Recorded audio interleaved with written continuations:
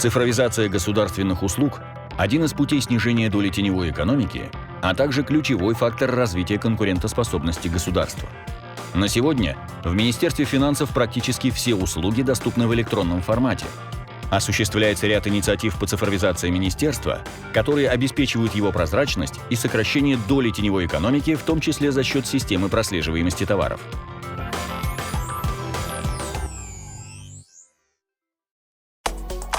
В ближайшем будущем одним из востребованных цифровых инструментов должно стать мобильное приложение eSalык Бизнес.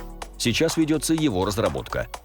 Удобство и функциональность этого приложения позволит предпринимателям легче исчислять налоги и социальные платежи, заполнять и представлять налоговую отчетность и вести учет доходов и налогов, а также взаимодействовать с налоговыми органами.